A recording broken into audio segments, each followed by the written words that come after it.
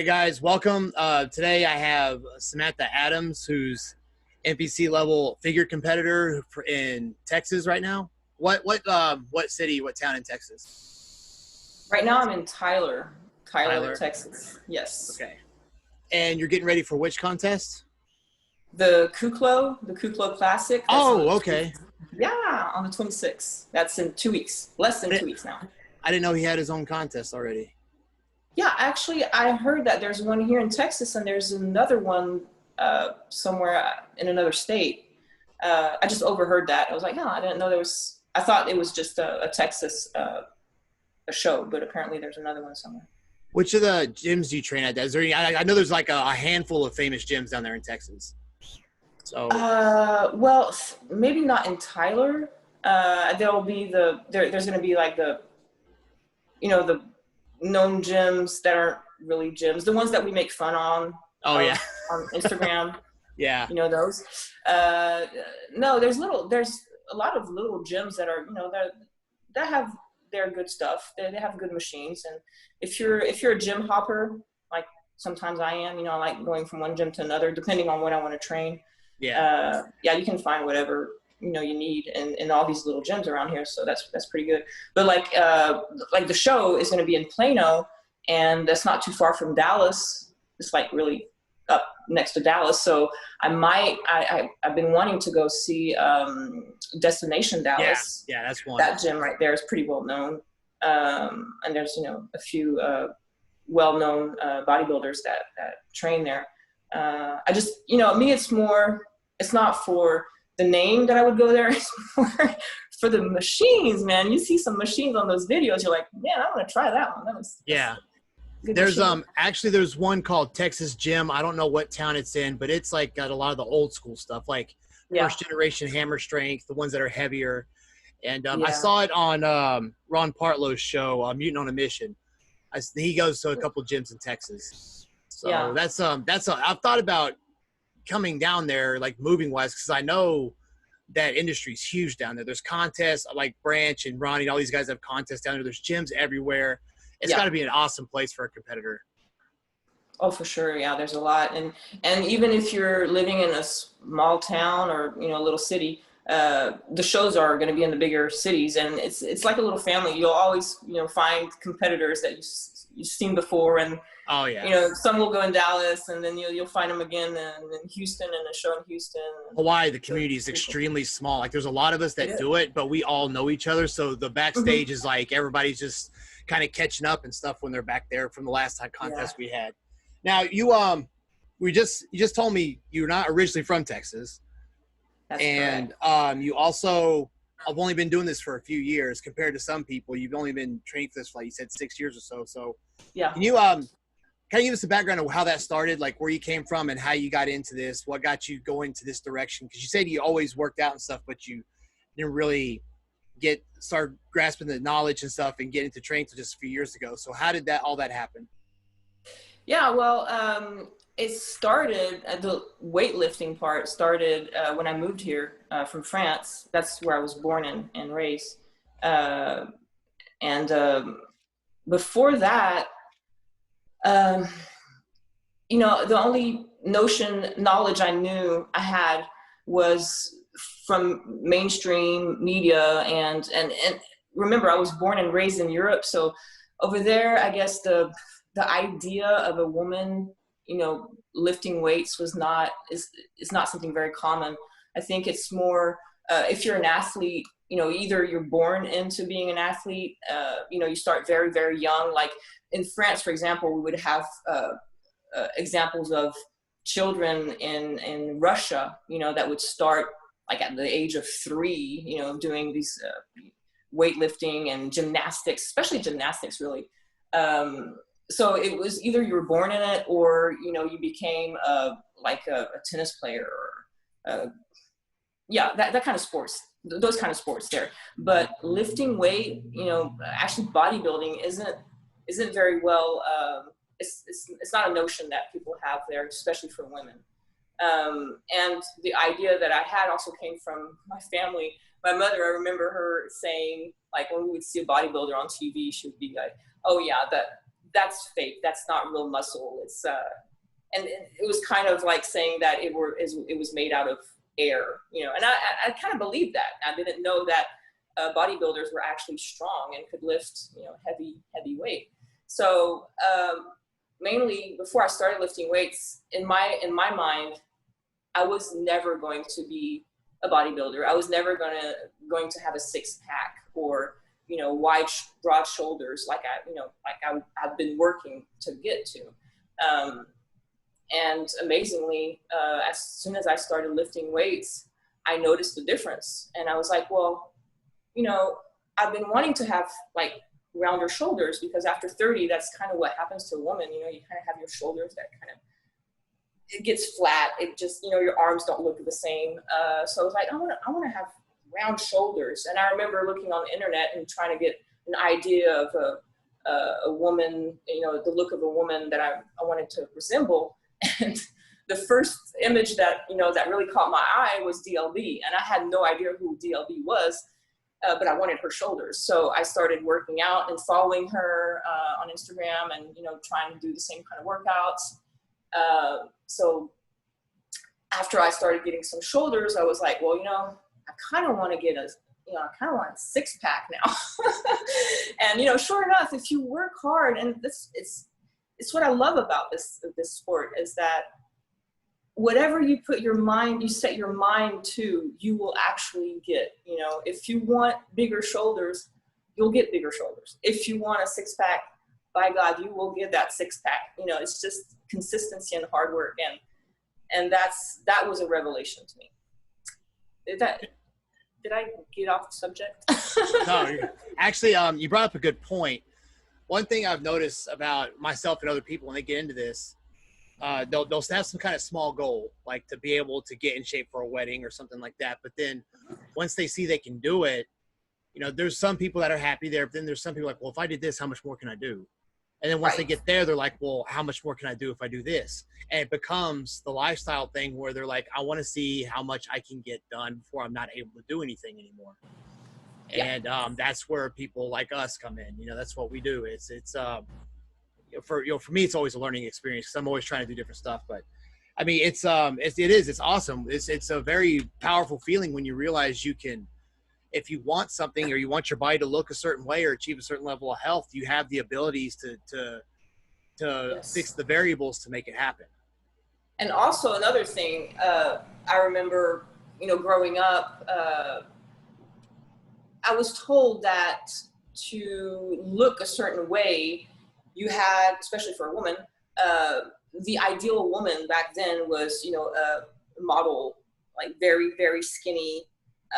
And pretty much the only way to achieve that look was to starve yourself and do a lot of cardio. So there was never any weightlifting involved, and the nutrition part was completely, you know, non-existent. So yeah.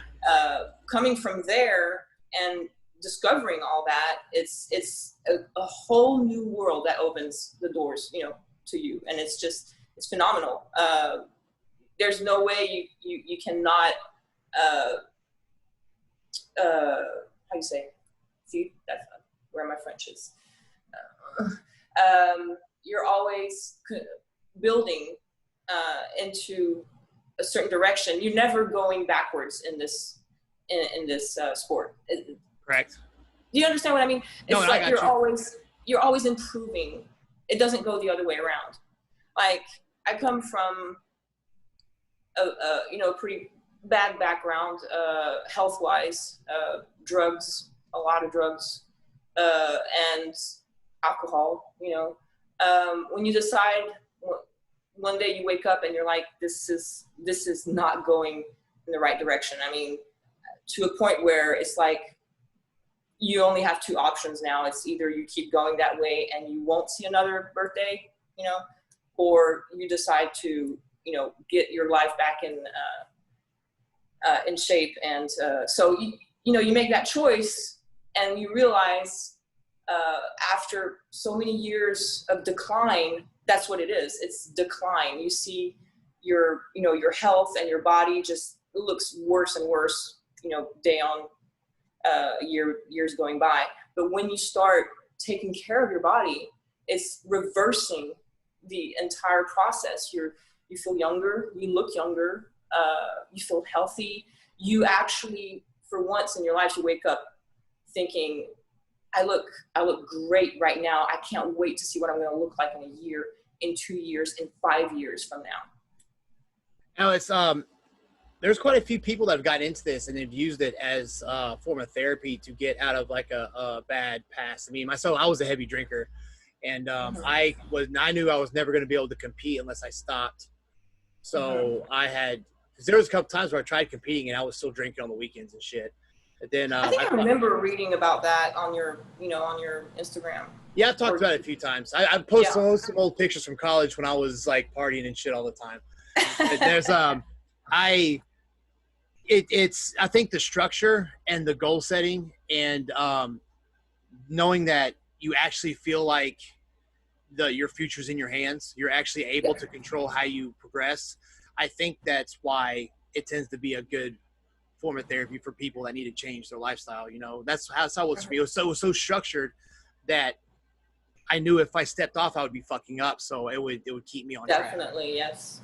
Yes, like you say, the structure is very important because, you wake up in the morning and you don't always feel like you want to go to the gym. You don't always feel like, you got another leg day today. And like, oh my God, it's hard, it's hard. But when you do it for a certain amount of time, you don't even, it becomes an automatic response. Your body, you'll wake up and you'll put your clothes on and you'll head to the gym. And once you're there, you're like, okay, well, I'm here, I'm going to work out and all that. It's just, it's a mechanism, you just have to get used to it. And then you don't have to think about it anymore. It's no longer a decision anymore. You wake up and that's what you have to do that day. It's not, am I going to do this? Exactly. Yeah. When you make that switch, that's when you can really do some cool shit with yourself, is when you can get that mindset. Yes.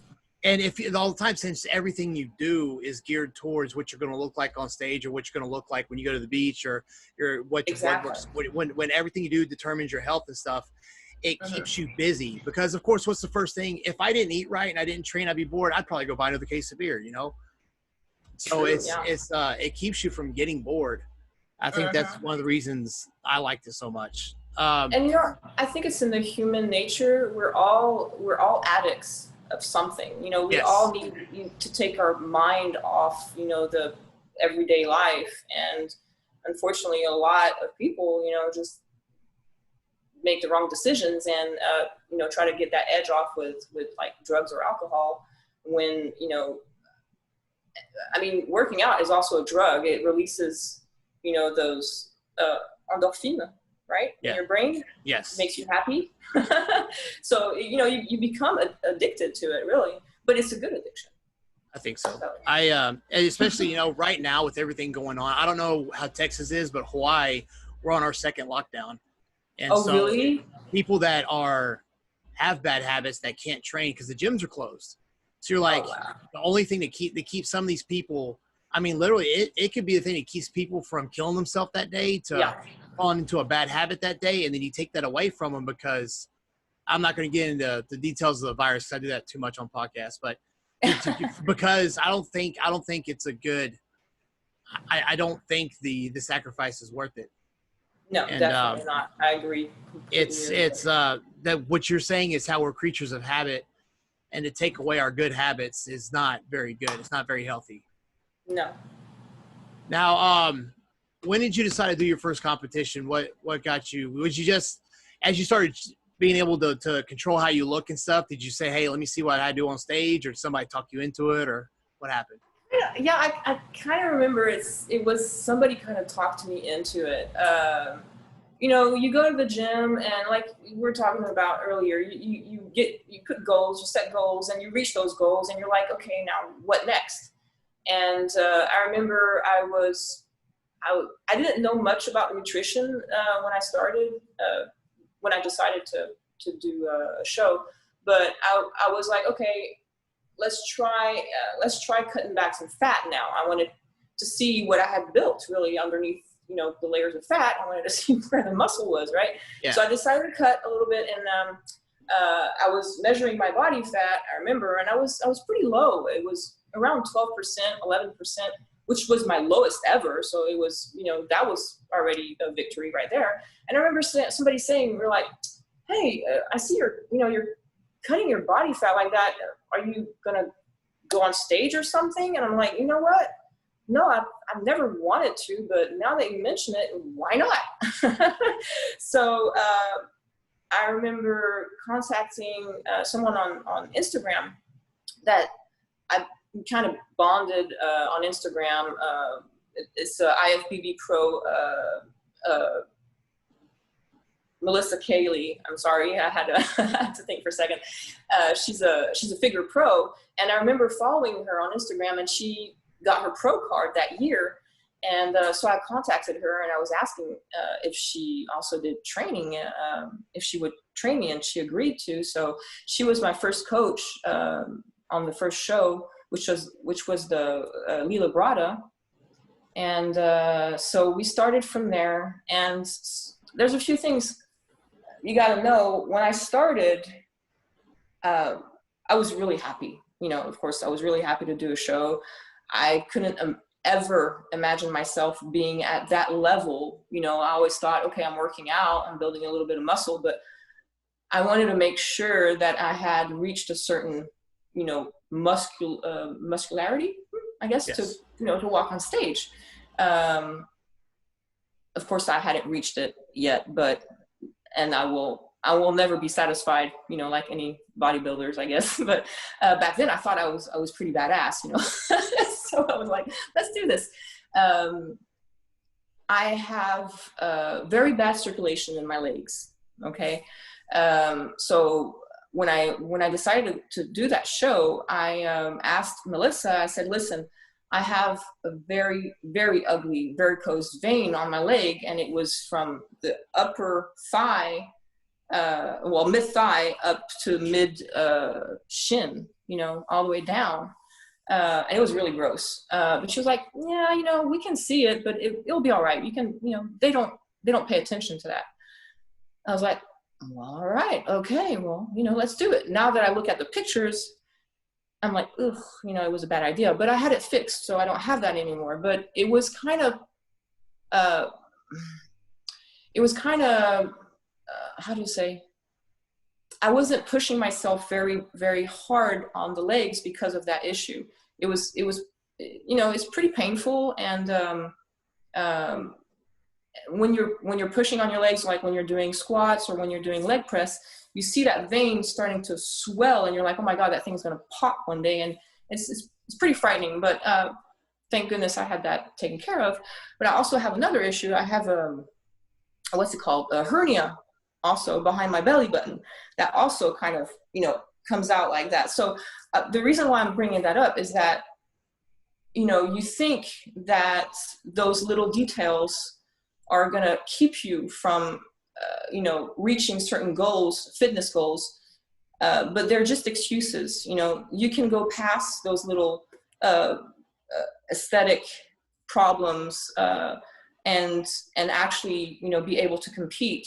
When I was backstage at the Lila Brada, there was I remember a few girls that were, looking at themselves and thinking, oh my gosh, I have all this extra skin. It's not going to look good on stage and all that. And we're like, no, they don't pay attention to that. That's not what they look at when you're on stage. It's the symmetry of your body, the muscle mass, all those little things. You're a woman, you're going to have stretch marks. You're going to have loose skin. It's not important, So the reason I'm bringing that up is just that, I know there's a lot of girls out there that think that they can't step on stage because they have, little issues like that. Well, it's not an issue. You can actually, compete with that. Yeah, you can. Yeah, absolutely. I've seen one with stretch marks and stuff. You get on stage and it's just fine. Do you do personal training as a career? Is that something you do on the side? Or well, see, here's the thing. It started as a career, but then COVID hit. Yes. Thanks, COVID. Closed all the gyms, like it's also happening right now in your state. Yes. And I was, I think it was a month and a half or something like that without work. Yeah. And so I had to find another job. So I started working in a warehouse. Thank goodness, you know, they were hiring, because with all that was going on, it was hard to find another job, really. So I got that job, and now I'm doing training on the side. But yeah, that was a hit. That was pretty hard. Yeah. What got you wanting to get into training? Well, pretty much because I realized all the pre-made ideas that I had, you know, about fitness, about, you know, bodybuilding and all that, misconceptions that I had about bodybuilding. And I discovered, you know, the real bodybuilding world. I was thinking, well, I'm pretty much sure I'm not the only one that thinks that way, you know, that believes that a woman can't, you know, or a man, or anybody that can't achieve a certain goal because they think it's too late, you know, they're too old, they have, you know, this and that issues, I don't know, like back problems or anything, and they think that it's not for them. Well, that's one of the reasons I wanted to become a trainer. It was to show that anybody, and that means anybody, can do bodybuilding. Anybody can train, can better themselves, you know, and that's very important to actually better yourself, because there's only two options in life. Either you start declining, you know, or you start improving. And unfortunately, a lot of people believe that they're not declining. They think that they're just, you know, living the life, you know, everyday life, going to work, coming back home, sitting on the couch, eating 10,000 calories in front of the TV and all that. And they think they're living that way, but you're not. You're just setting a timer. You know, you're like this time bomb ready to go off any minute because you're not healthy. So, you know, just 30 minutes working out a little bit every day, changing your nutrition can remedy that. And people need to understand also that if you put that aside, you know, if you don't think about getting a healthy life, it's going to become very expensive for you. You know, you're going to end up being sick, going to the hospital, paying medical bills, paying the doctors, paying medication that eventually will not even make you feel better. They're just going to, you know, put to sleep the issues that you have, and just, you know, create even more of them. So just makes it bearable at that point. You're doing it just so it'll be bearable. Exactly. Yeah. Bearable. That's exact words. Yes. So, you know, changing your lifestyle, and people imagine that doing that, they're taking away from, you know, their life. You're not taking anything away. You're really actually improving it. You're making your life much better. You know, waking up in the morning and not hurting everywhere. Waking up and not, you know, and feeling, when you're eating right, you're gonna feel better. If you eat wrong, just look at when you're eating a meal, how you feel after you eat that meal says a lot about what you ate. Yes. You know, if you feel heavy and nauseous and all that, you know, because you ate too much, you ate rich foods and all that, you'll feel different than if you're eating something healthy, where you actually feel you're nourished your body and not just filled the void, you know, like a lot of people do. And I'm sorry, I kind of went from one thing to another, and I'm kind of lost the topic here. What were we talking about? See, whatever. I'm really bad at that. You're gonna have to forgive me. I do it all the time. If you listen to my other channel where we talk about random stuff, I go on tangents all the time. We were talking about how what got you into training? Into training, yeah. So yeah, I kind of, it's like discovering a treasure, you know, and you're like, wow, I got to share this with the world, you know. So it was the kind of the feeling I had. It was like, dude, you know, I actually learned something really important in this journey, and you want to share it, you know, you want to pass it on. It kind of came at the same time the training and to become a trainer, and doing my first show, I actually had started doing the training online for the NASM, the CPT online. I started the classes, and right after that, I decided to do my first show. And at first I was like, I don't really know if I want to do this at the same time, because I was like, I'm not a very scholar kind of person. And I was like, if I'm on a low carb, diet and all that, and it might, kind of be counterproductive. But actually, no, it went pretty well. I was able to. I had a job. I was working 7 days a week, really, because I was working at the gym during the weekdays. On the weekend, I was working in a warehouse, a 12-hour shift, learning online and preparing for my show. So I was doing all that at the same time. And I think I'm kind of the psychotic person that needs, a lot on my plate to be productive in some kind of way. So it worked out. It worked out pretty good. Got my certification and then got a personal training position in a gym. I want everybody to take in what she just said about all the shit she was doing while getting ready for a contest and still got it done. That's right. Yeah, if it's cheesy, but if you want it bad enough, you will find a way to get it done. And that's what you have to do. And this also is something that I tell my clients. I'm like, you will always find 30 minutes in your day, yes, to go work out. And the way I put it is, I'd rather tell them 30 minutes than an hour, because you know what happens? You go to the gym, you work out for 30 minutes. You do that maybe, a few times a week. And then you know what? After a couple of weeks, you'll be like, I didn't do all the exercises I want to do today. I want to stay a little longer. So, you stay there 45 minutes, and then it goes to an hour. So that's the way it goes, though. At least you get them in the gym. The most important step is the one that takes you to the gym. Because a lot of people have a hard time, just going there. Once they're there, you're here, so might as well work out, right? So I always tell them, you can find 30 minutes in your day. Yeah, that's a interesting point. I've never had anybody say that before, about how if you can go for 30 minutes and then you're going to stay longer. So that's I might have to take that tactic from you. That's pretty good. Now I want to talk about, because what contest were you originally getting ready for? Because I want to talk about how you manage. I'm going to show these people like your conditioning you're in now. Do you know your body fat right now? Like right now, have you measured it? You know what? I haven't. Not this time. Last show I was at 8%. 8%?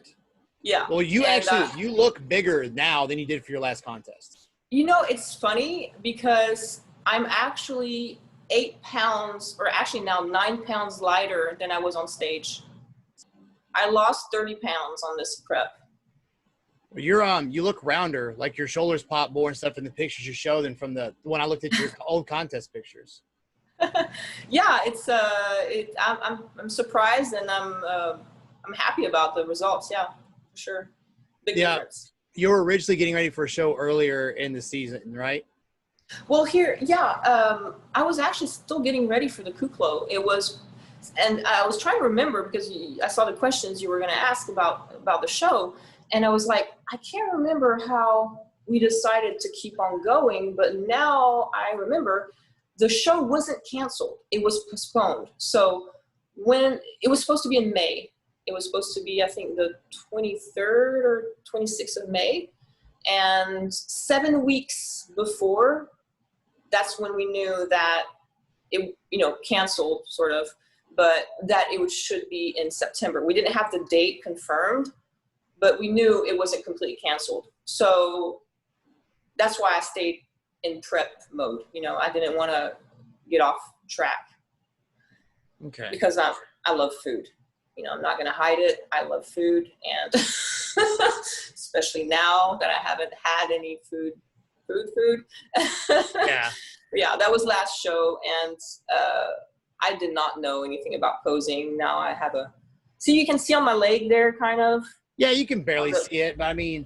So that's the thing, though. On stage, you can't see it. You have the tan, which is, like so dark, you can hide tattoos and everything with that tan. It's crazy.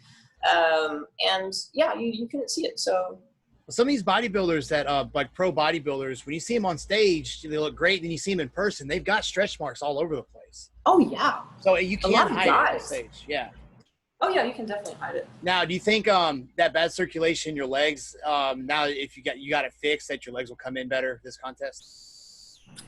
Well, I've had a hard time getting my legs to dial in on this prep. I mean, I've been on prep for like 33 weeks, dude. Yeah, 33 weeks. Time.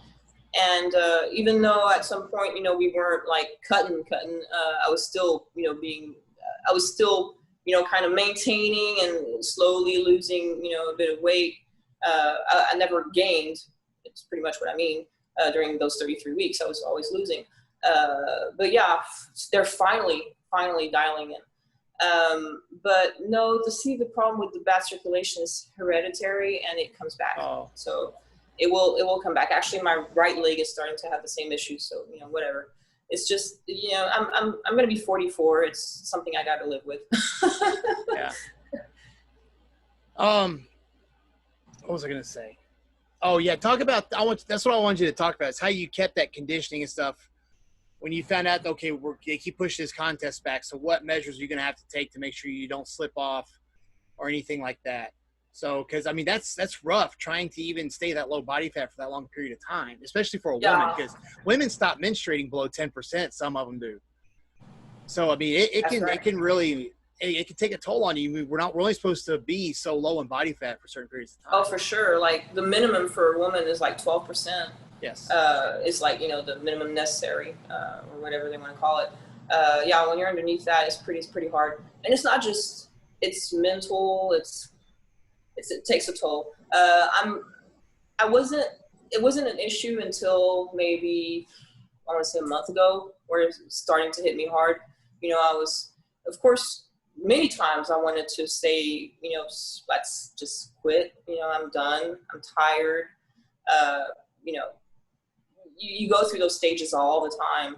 I mean, in the morning, you'll wake up and you'll be like, wow, I look great. I love it. This is amazing. I'm going to look fantastic. 2 hours later, you're like, oh no, yeah.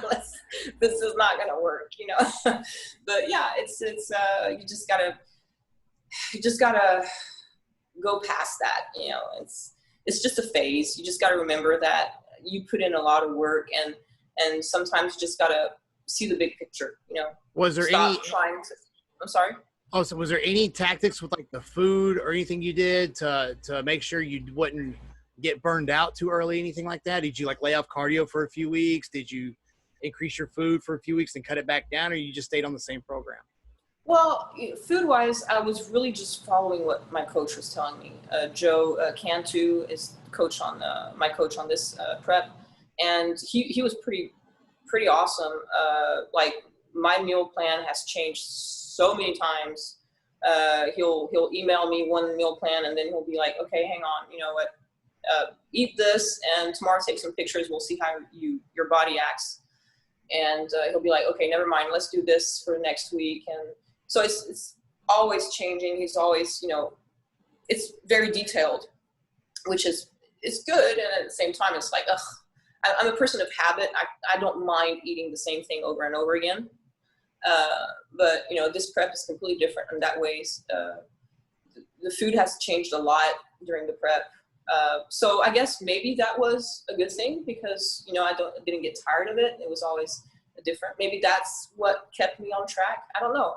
I think it was mainly, I wasn't thinking about the food. It was more the end result. I knew that already at a certain stage, I looked and felt better than for my first prep. So I couldn't wait to see the end result. I was thinking it would be a shame to, go backwards here. Let's just keep going and see where it's going to take us. Well, it's also his first prep with you, right? I'm sorry? Is this the first time he's prepped you? Yes, it's yeah. So that's every time. Like I know from my experience, when I prep somebody first, we're trying to figure everything out. And usually, the more that I prep with somebody, the better I can almost predict what's going to happen, as well as that client will also know what to tell me, because they'll start knowing better what signs I'm looking for. And I had a girl once. She's a firefighter on island. She won overall at the it's called NPC Pacific Islands, but it was attached to the Hawaii Pro, like the first time we had a pro show down here. And cool. The first time we were trying all this stuff, trying to figure out what was going on, but like the second time, third time we prepped, it was like we could get her ready in no time, just because we started learning what works. So yeah, that's good that he's going through and trying to figure all that stuff out now. It's awesome. Yeah, and kudos to him, because it was pretty hard because of the time of prep we had. We kind of had the machine started, and then all of a sudden, boom, we went from 7 weeks out to 24 weeks out. Jesus Christ. So he had to maintain what he didn't want to put me through like a bulk or anything, because, probably because he didn't know how I was going to react. I could have just blown up, and then it would have been hard to get back on track. But no, he maintained it.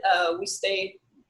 It was even though it was a long and painful prep, it was a very good prep. That I'm really happy with. But the next time you hear people complain about eating food or whatever, you'll be like, man, that ain't shit. Oh, I keep telling myself it's what I love about prep.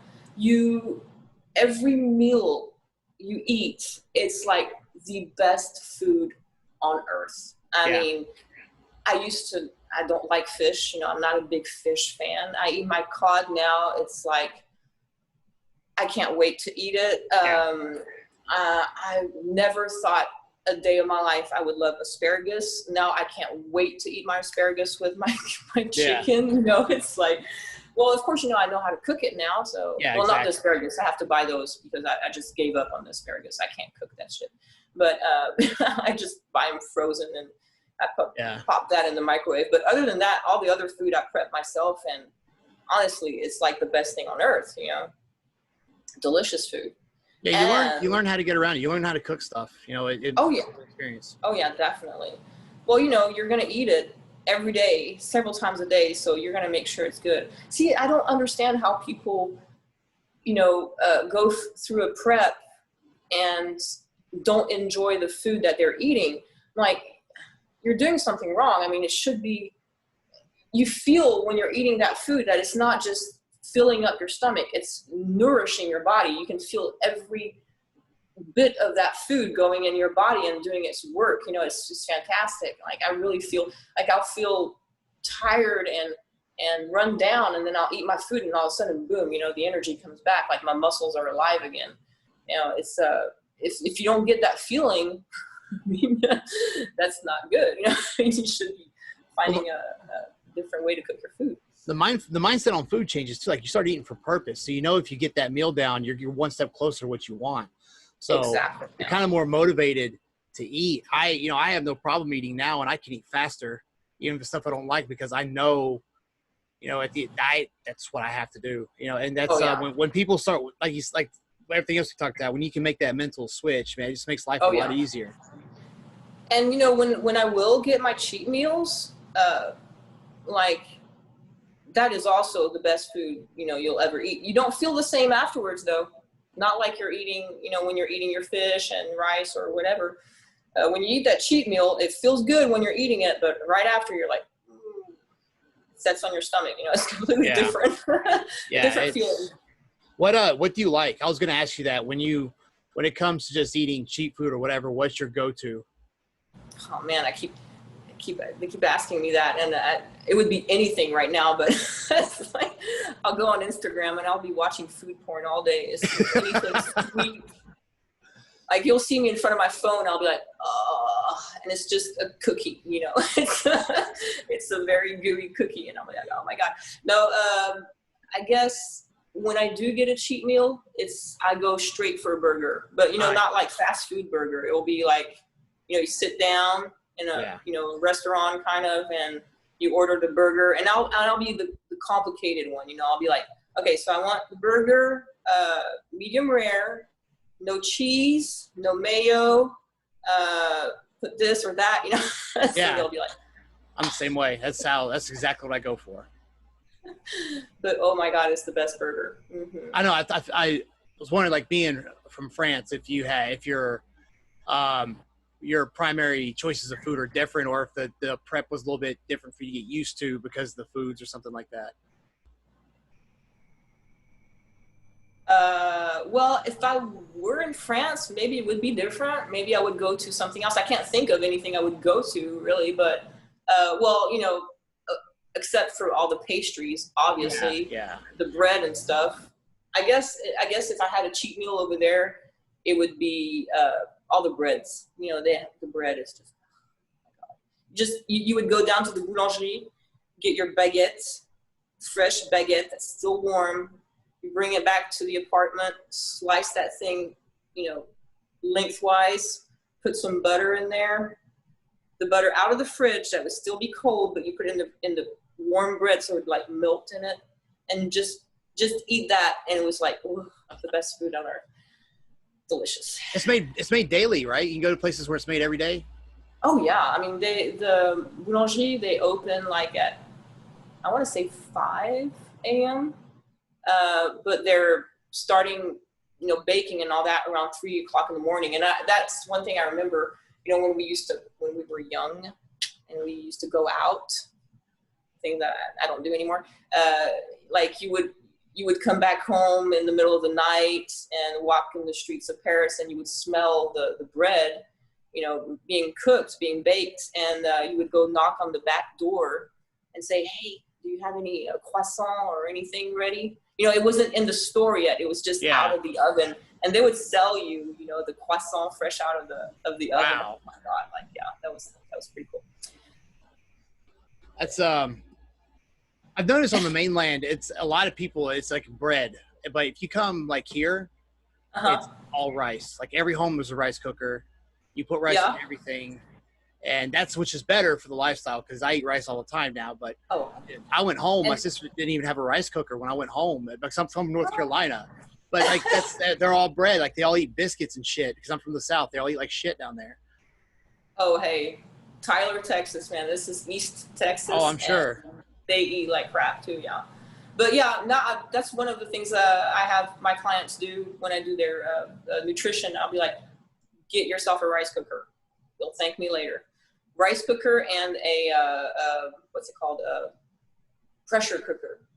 I do my chicken in there, and I will never do chicken, you know, differently anymore. You just put your whole, well, of course it's chicken breast, but you put your whole pieces in there. Just put a little bit of water, and I put some seasoning. Close it. About 25 minutes, maybe. I think it's cooked. It kind of tastes. I mean, I used a certain what's called seasoning on there, but the way the meat cooks, it tastes almost like rotisserie chicken. It's just oh wow!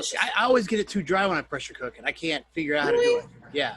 Well, see, I didn't really look at how to cook it and all that. The only thing I read was like you have to put a minimum of a cup of water in there. So that's what I do. I just put like a cup of water with all my chicken, and that's plenty right there.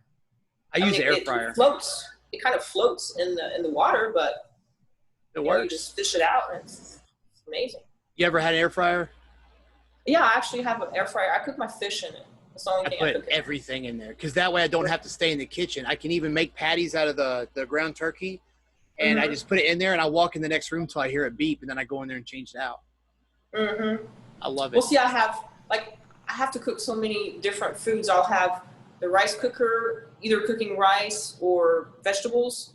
I'll have the air fryer cooking my chicken, my fish, and then I'll have the pressure cooker cooking my chicken, all that at the same time. You know, so I like you know, I'll put it in, wait for the timer to go off, and voila, you know.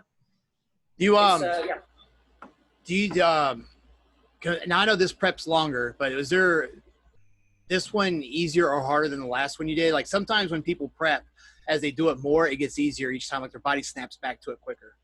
Some people it gets harder. And especially if they're a person that likes to get fat after every contest, then sometimes it can get harder for the prep.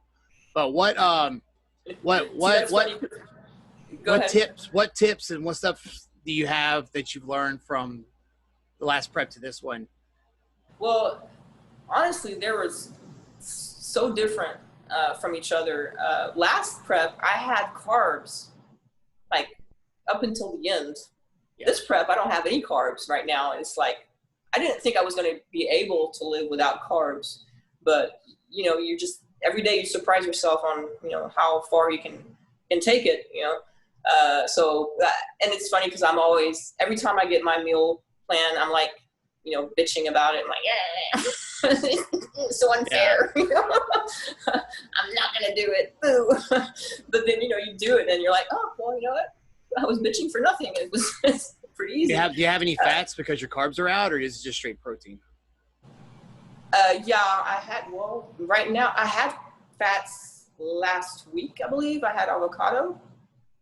Now I don't. It's just straight spinach or green beans and asparagus and fish, egg whites, and chicken. That's tough. It is. Oh, in the morning, no. In the morning, he changed my first meal. I have yams. I'm like, okay. We'll try that.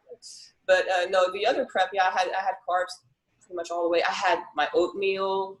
Man, do I miss my oatmeal. That thing is, like I dream about it still, you know, it's like, when I'll get my oatmeal again, but it's not going to happen. Any tips? Not really. I mean, just, you got to trust the process. Yes. You know, if I would listen to myself, I wouldn't do any of what I'm told to do. Like, honestly, you know, why would I put myself through this hell, you know? Yeah. But the coach knows better. I mean, I'm a coach. I'm a trainer too, but you need somebody to be accountable to. Trainers, that just because you're a trainer doesn't mean you can train yourself. Sometimes trainers will second guess a lot of their shit because they either think they're superhuman or they're trying to experiment with stuff where they need to be doing the prep. And I know that's from experience because I've done this quite a few times. But if I would have had to change anything, I would have hired a coach my first contest and would have started doing that instead of trying to learn everything myself, because as you see, it's and I mean, honestly, I'll be looking, you know, the reason I see it with my eyes is I will take pictures, you know, I'll take selfies all day long, you know, I'll be like, ooh, flexing like that. Yeah. Ooh, that's a new muscle. I'm happy. You know, I'll take a picture and I'm thinking, wow, I look badass, you know, and 2 weeks go by, I'll go through my phone, look at the pictures, and I'm like, what in the hell was I thinking? You know, I did not look that good. And if I was if I was coaching myself for this show, I would not be at the level I am now. I wouldn't have reached the level. Well, you know what I mean. Yeah, I got that you. I am now if I were going with what I thought, because, you know, obviously I thought 2 weeks ago I looked pretty badass, but I didn't, you know, so that's why you need somebody, you know, you are accountable to, because they have that bigger view, that bigger picture view that you don't. Do you, and it makes sense. You see yourself every day, so you don't realize, you know. Yes. Are you one of the people where like 2-3 weeks out, you start losing your shit no matter how good or bad is happening? And like, you have to have somebody there to tell you what to do, because some people, they'll about a few weeks out, 2-3 weeks out, they start completely like, oh, I'm not going to do good. I'm not going to. You're like, dude, you're looking fine. Shut up. You're fine. Just keep eating. And they'll like almost have a meltdown right before the contest. It's just, I mean, I used to do it, but it's just like, so, I mean, are you good at keeping level and stuff up until the contest, or do you start questioning everything as you get closer to the contest? Obviously, yeah, you're always questioning yourself. I mean, there's no way you can be certain that, you know, you're going to do good or anything. It would, I guess, you know, there's a part in you that's always kind of self-destructive. Yes. You know, and you're like trying to sabotage yourself no matter what, no matter how good you're doing. You know, you're going to be like, what if I had, you know, a bit of almonds today? You know, it won't show. It's all right. And then you're like, hang on. You put all this work into it, and because you have a little craving, you're gonna mess it all up like that. So it's hard. I mean, up into the moment you step on stage, you're always wanting to sabotage yourself. You're thinking, oh, hell with it. I'm looking good enough that I can walk on stage right now, but then you realize that you could have done better. So that's kind of what pushes me to not, get off track, is because I would hate myself so much if I were to realize after, once I'm on the stage and I didn't get to where I wanted to be, the only person that I could be mad at would be myself. Because it's not the coach, it's not the jury, it's not the other, the other people on stage. It's you. If you're not where you're supposed to be, if you're not where the body, if you don't look the way you're supposed to look, it can only be your fault, because you could have done better. I don't want to go on stage thinking that I could have done better. So that's the only thing that keeps me getting off track. The sabotage can work in both directions. I've seen instances where somebody will, you'll have somebody that can lose weight eating plenty of carbs, but then 3 weeks out, because everybody else is cutting carbs, they'll just be like, well, I'm not losing fast enough, and cut them all out and starve. And then they go on stage looking horrible because they overdid it. Their cortisol's through the roof. They look stringy. I've done this myself too. And so, I mean, it's not always like, oh, I can get away with eating this. Sometimes it's, I'm not doing enough. And you could sabotage yourself doing that. Oh, yeah, definitely. So, well, I mean, it's like, thinking, well, maybe if I did a bit more cardio, I would look better. It's just the same thing as what you're saying. You'll be like, right now, I was doing 30 minutes in the morning, 30 minutes in the afternoon of cardio. Now, coach told me to do only 35 minutes a day of cardio. I'm like, whoa, are you sure? You're like, okay, I'll do it. But then, there's a part of me, I'm sure, that's going to be like, do another 20 minutes. I shouldn't. You gotta trust whoever's in charge here. It's not me. Yeah, yeah, that's a good point. Sometimes when you start backing off and eating a little more and doing less cardio, you start filling out and everything starts recovering. The water leaves the skin because your cortisol lowers again. You're like, wow, that was actually a smart move. It's all the science of it. And if you have somebody there that's not dieting, that's telling you what to do, I mean, you trust them because they know what's going on. They're able to think about that stuff, where something like that may slip your mind if you're deep into prep and you're trying to, all you keep thinking is more. And you got to remember, when you're on prep, you have that prep brain. You can't trust yourself. I mean, your mind is going, it's bouncing off the walls there. It's like I see it, for example, at work. I'll be forgetting stuff. I'll be out there, and people will be like, "Are you all right?" I'm like, no, I need carbs. Okay. Yeah. It's like, give me a break. Yeah. But yeah. And one of the examples that you were talking about everything, it's the competitor's fault or the person's fault something goes bad, because a lot of people will try to blame, especially when they're on their first prep. But the example I was going to bring up with that is crap, I had it in my head. Like, they plan to go do cardio or something, and they get a call, they have to pick up their kid from school, and because of that, they'll be like, well, I couldn't go do cardio, and then because they didn't cardio, they decided to eat some more, and then you come find out there was like 2 hours a day where they're sitting on the couch because they got home early. But like, dude, if you didn't, that's why I think I did a video on a while back about having a troubleshooting mindset. You got to be a troubleshooter. Mm-hmm. If something came up, okay, well, you still have to have this shit to do if you're still wanting to win this contest. You need to figure out how to fucking do it. Like, okay, you didn't bring your food with you, mistake number one, but what can you do? Oh, yeah. And if you don't know, the guy that you're paying to help you, fucking text them, call them, have them call. Some people will miss a meal and not even call me and use that as an excuse to eat a bunch of shit.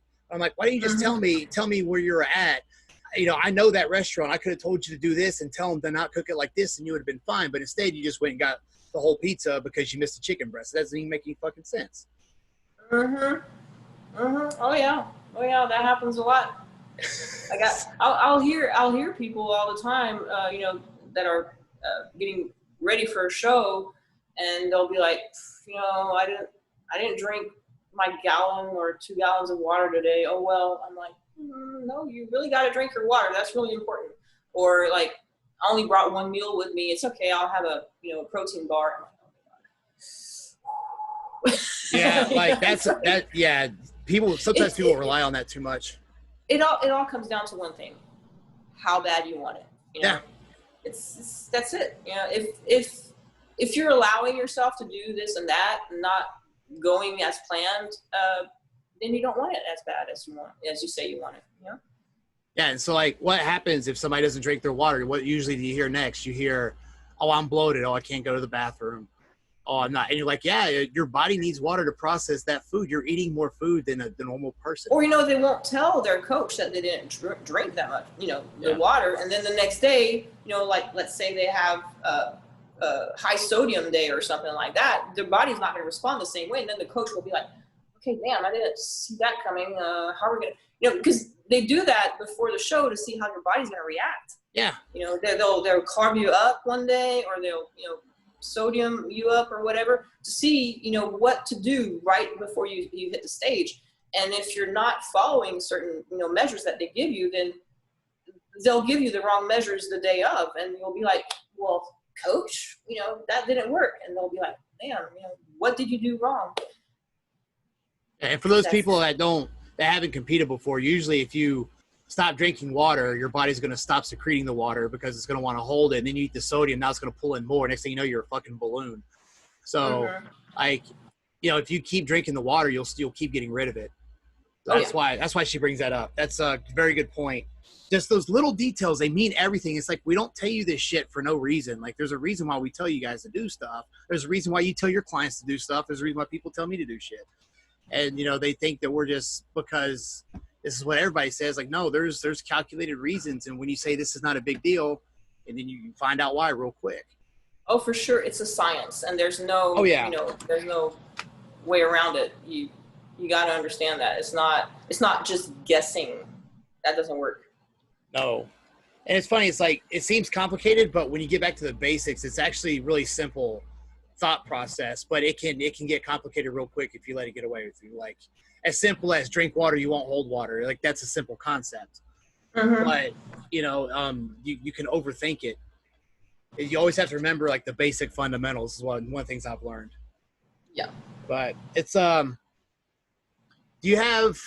before we go, do you have actually I wanted to ask you what aspirations do you have as a competitor trainer? Is this just something you're doing as a hobby for fun, or do you see yourself going the distance with it? What's the vision you have for yourself doing this right now?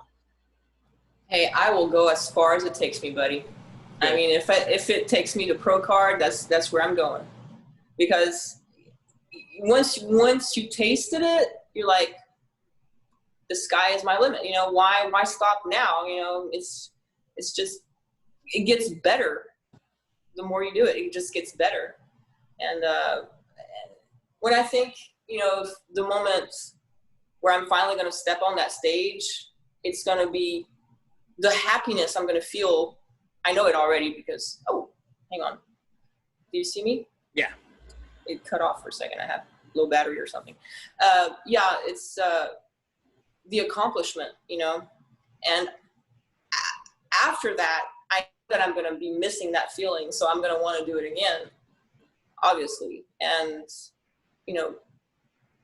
it's going to take me somewhere. So hopefully we'll go as far as getting a pro card. And if that's the lifestyle you're going to stick with because you like the structure and everything, you might as well do something with it. I mean, it makes sense. Oh yeah, for sure. Yeah. And some days I'll be second guessing myself, thinking, this is not for me. It's hard. It's difficult. And yeah, it is. It's kicking my ass every day. But that's my man said the other day, he's like, but then what? What would you do? And I'm like, you know what? You're right. What would I do? Because like I said earlier, it is an addiction, and I'd rather have this addiction now than the ones I used to have. So here's a weird question that just hit my head. I want to ask. Sorry, I didn't mean to cut you off. I just want to ask you. No, you didn't. you know, I know that some of us do this because it's hard as hell and you have to fight through stuff. To me, it would almost be the same as if when I was trying to be functional when I drank a lot. You know, so it's like when I'm tired and I still have stuff to do, I think part of the reason why I like this because I'm like, man, this ain't shit. I've went to work fucked up before. I can do this. Exactly. Do you think that there's any of that, and that's one of the reasons why when we're so run down and tired and stuff, we still like, fuck it, we can still do this? Exactly. Because I spent 15, more than 15, almost 20 years of my life messing myself up. And I'm like, if I put that much time and effort in completely destroying myself, I should be able to put that much amount of time in bettering myself. So, you know, it's more effort to destroy yourself than to build yourself back up. Yeah, actually, how long did it take you to bounce back? Like when you started going clean and doing the training and everything, how long before you started feeling 100%? Like it didn't take 20 years. Pretty fast, really. Yeah. I can't remember how long, but it was, I mean, it's like you said earlier, it's a switch. It's like all of a sudden, boom, you're a different mode, you know? And I don't know if it's something that, you know, that's just me or whatever. Like when I stopped doing drugs, I stopped, boom, like that, you know? Well, there was, you know, an episode in my life that kind of woke me up, you know, but it was a switch. I decided no more, you know, that's enough. Well, the reason I asked that is because there's people that will be down in rock bottom and they'll be like, well, there's no reason for me to start now because it'll take forever. You said you put 20 years into it and then you started training. Within 6 years, you're already training people. You're on your second contest. You look great. You have a low body fat. It didn't take you 20 fucking years to undo all that. So these people are sitting there down in the dumps thinking, oh, this is going to take forever. Might as well not start. You need to get off your ass and get started. Because you can, if you really put 100% into it, you can get there faster than you think. Oh yeah, definitely. And like I said earlier, just start with 30 minutes. 30 minutes. Anything. Just do it, you know. Anything better than what you're doing. Oh yeah. And you'll never regret it. That's the best part of it. Because you know how many people come up to me and say, you know, I used to lift. I used to, and all that. I'm like, good for you. You know, I don't care what you used to. You know, it doesn't make who you are now. You know, you make the decision to look who I'm going to be next year instead of, oh, I used to be like that. Who cares? You know, you used to do that. Great. I could say I used to, you know, I don't know, lift a freaking house. It doesn't matter. It's not who you are today. You know, you're trying to be the person you're going to be in the future. Don't try to be who you were in the past. It's not constructive. And when people say that, the first thing I think of is, why'd you stop? Yeah. And yeah. They'll always have an excuse, you know. It's a very good excuse, you know, like, oh, I injured myself. Okay, well, you know, I trained this dude. He didn't have legs. Okay, he lost both his legs, and he was still doing legs with me. You know, I still had him do some squats and all that. You know, he had no legs underneath his knees. No, actually, it was above his knees, cut off. You know, so there's no excuse. You know, I mean, if you're trying to find an excuse, you will find an excuse. But it's about time you take up for yourself. It's funny you said that. I've trained a few people where they had the odds against them. You know, I've trained people without limbs. I've trained people that their health was, they were way overweight and weren't going to get in the military and they did it. I've trained people that were transgender and were trying to compete in a figure category. They were trans female, trying to be a female, trying to get a female physique to compete. I mean, I've seen all kinds of stuff. And when you see people do that and successfully, and then you hear somebody with some shit excuse and almost be like, dude, have you not seen what some of these fucking people can do when the odds are against them? And then you're telling me like you didn't come to the gym because you're fucking tired. You know, come on. So I've seen a lot. I've seen a lot of people, and most of it's up here. Like as soon as they get this shit straight, they can do whatever the hell they want. But they have to have that light at the end of the tunnel. And if you have this, you know, I can't. Yeah. You know, it works together. At first, you know, you gotta beat this dude, but then, you know, you start working out and then it just, you know, the physical takes the mental and vice versa. They build each other up. So like you were saying, as soon as you get started and you see a little bit of progress, that usually puts the light at the end of the tunnel. And the person who never thought they were going to get there is usually the one carrying the cooler food around with them. You just have to get them to start believing. And so like when I see people, I've trained people that have done awesome things. So when somebody gives me a crap excuse, I usually just come back with, dude, you're full of shit. Come on. I've seen people with worse do more than what you're wanting to do. Uh-huh. You know, so it's like we keep saying, you want it bad enough, there's a way. You just gotta sit there and think outside the box, you know, troubleshoot and figure out how you're gonna get it done. Uh-huh. So, that's right. I really appreciated you coming on and talking and tell us, because I was when I heard you've been prepping almost like so long, I want to find out what she did, how she kept her condition without losing her mind. God, we've been on prep for that long. Well, how many more weeks do you have till the contest? Less than 2 weeks. Oh wow! So you're at the home stretch. Oh yeah, this is the last straight line here. Shoot, let me know how you do. Oh, I'm curious. Oh, definitely. And, you'll hear all about it on Instagram.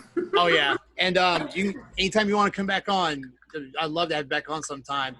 And, absolutely. Even with some of the debates that me and some of the trainers are planning on having on here, if you want to come on, that'd be awesome too. I like getting people. Oh yeah, I'd love to. Different perspectives. So, all right, Samantha Adams. I will post her Instagram and stuff below if you guys want to contact her or anything like that. I'll either look in the video description or the podcast description. Her info will be there. All right. I hope the last few weeks are smooth, and I hope everything goes well when you get on stage. Thank you. Yeah, I'll definitely be thinking about you when I'm up there. All right.